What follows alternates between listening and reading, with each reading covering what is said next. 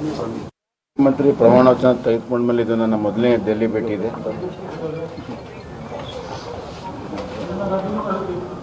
ನಾನಿವತ್ತು ಈಗ ಕೂಡಲೇ ನಮ್ಮ ರಕ್ಷಣಾ ಸಚಿವರು ನಮ್ಮ ಹಿರಿಯ ನಾಯಕರಾದ ರಾಜನಾಥ್ ಸಿಂಗ್ ಅವರನ್ನು ಭೇಟಿ ಆಗ್ತಾ ಇದ್ದೀನಿ.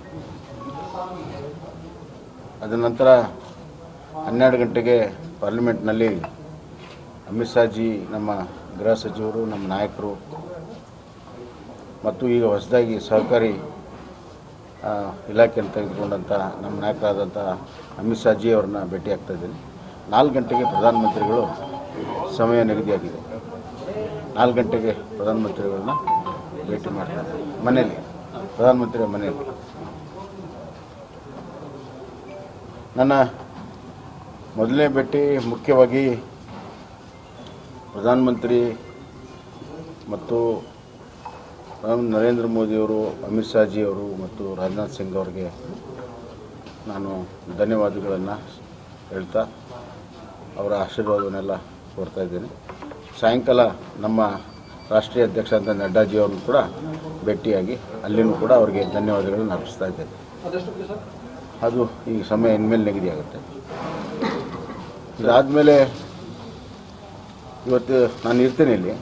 ಮಧ್ಯಾಹ್ನ 1 ಗಂಟೆಗೆ ನಮ್ಮ ಸಂಸದ ಎಲ್ಲ ಸದಸ್ಯರು ಮತ್ತು ನಮ್ಮ ಕರ್ನಾಟಕದ ಸಚಿವರು ಅವರನ್ನು ನಾನು ಒಂದು ಸಭೆ ಮತ್ತು ಲಂಚ್ಗೆ ಕರೆದಿದ್ದೇನೆ. ಕರ್ನಾಟಕದಲ್ಲಿ ಕೇಂದ್ರ ಸರ್ಕಾರದ ಏನೇನು ಪೆಂಡಿಂಗ್ ಇಶ್ಯೂಸ್ ಇದೆ ಅದರ ಬಗ್ಗೆ ಒಂದು ಸ್ಥೂಲವಾದಂಥ ಒಂದು ಚರ್ಚೆ ಮಾಡಿ ಇವತ್ತು ಲಂಚನ್ನು ಅವ್ರ ಜೊತೆಗೆ ಮಾಡಬೇಕನ್ನೋ ತೀರ್ಮಾನ ಮಾಡಿದ್ದೇವೆ. ನಾಳೆ ಜಲಶಕ್ತಿ ಮಂತ್ರಿಗಳನ್ನು ಭೇಟಿಯಾಗೋದಕ್ಕೆ ಸಮಯ ನಿಗದಿ ಮಾಡ್ತಾ ಇದ್ದೇನೆ. ಅವ್ರನ್ನ ಭೇಟಿಯಾಗಿ ನಾನು ವಾಪಸ್ ಹೋಗುವಂಥ ಕಾರ್ಯಕ್ರಮ ಇದೆ.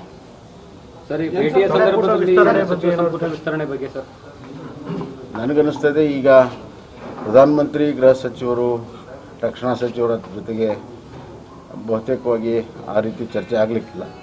ನಡ್ಡಾಜಿಯವರು ಭೇಟಿಯಾದಾಗ ಸ್ಥೂಲವಾಗಿ ಅವರು ಯಾವ ಮಾರ್ಗದರ್ಶನ ಕೊಡ್ತಾರೆ ಅನ್ನೋದನ್ನು ನಾನು ನೋಡ್ತಾ ಇದ್ದೇನೆ. ಅದಾದ ಮೇಲೆ ಮುಂದಿನ ಪ್ರಕ್ರಿಯೆ ಪ್ರಾರಂಭ. ಇಮಿಡಿಯೇಟ್ ಪ್ರಯಾರಿಟಿ ಹೋದಲ್ವ ಸರ್? ಖಂಡಿತವಾಗಿಯೂ ಇಮಿಡಿಯೇಟ್ ಪ್ರಯಾರಿಟಿ ಇದೆ, ಆದಷ್ಟು ಬೇಗನೆ ಆಗ್ತದೆ. ಸರ್, ಇನ್ನೊಂದು ಕೋವಿಡ್ ವಿಚಾರವಾಗಿ, ಯಾಕಂದರೆ ಕೇರಳದಲ್ಲಿ ಅತಿ ಹೆಚ್ಚಾಗಿದೆ, ಕರ್ನಾಟಕದಲ್ಲೂ ಈಗಾಗಲೇ ನಾನು ದಕ್ಷಿಣ ಕನ್ನಡದ ಡಿ ಸಿ ಅವ್ರಿಗೆ, ಮೈಸೂರು ಡಿ ಸಿ ಅವ್ರಿಗೆ ಮತ್ತು ಚಾಮರಾಜನಗರ ಕೊಡಗು ಡಿ ಸಿ ಅವ್ರಿಗೆ ಮಾತನಾಡಿದ್ದೀನಿ. ಗಡಿ ಭಾಗದಲ್ಲಿ ಏನು ಕೆಲವು ದಿನಗಳಿಂದ ಸ್ವಲ್ಪ ಸಡ್ಲಾಗಿತ್ತು ಅದನ್ನು ಬಿಗಿಗೊಳಿಸಬೇಕು. ಟೆಸ್ಟಿಂಗು, ಸರ್ಟಿಫಿಕೇಷನ್ನು, ವ್ಯಾಕ್ಸಿನೇಷನ್ನು ಇವೆಲ್ಲ ಕಂಪಲ್ಸರಿ ಮಾಡಬೇಕು. ಮತ್ತು ನಾವು ಕೇವಲ ರಸ್ತೆ ಮಾರ್ಗ ಮಾತ್ರ ಮಾಡ್ತಾಯಿದ್ವಿ, ರೈಲ್ವೆ ಸ್ಟೇಷನ್ಗೂ ಕೂಡ ಅದನ್ನು ಕಠಿಣ ಕ್ರಮಗಳನ್ನು ತೆಗೆದುಕೋಬೇಕು. ಮತ್ತು ಹಿರಿಯ ಅಧಿಕಾರಿಗಳೇ ಡಿ ಸಿ, ಎಸ್ ಪಿ ಅವರೇ ಜವಾಬ್ದಾರಿ, ಇದಕ್ಕೆ ಅವರೇ ಇದನ್ನು ನಿಭಾಯಿಸಬೇಕನ್ನುವಂಥದ್ದನ್ನು ಕೂಡ ಹೇಳಿದ್ದೇನೆ. ಇವತ್ತು ಚೀಫ್ ಸೆಕ್ರೆಟರಿ ಕೂಡ ಮಾತಾಡಿದ್ದೇನೆ. ಅವರೀಗ ಮಧ್ಯಾಹ್ನ ಎಲ್ಲ ಡಿ ಸಿ, ಎಸ್ ಪಿಗಳ ಸಭೆ ಮಾಡ್ತಾ ಇದ್ದಾರೆ.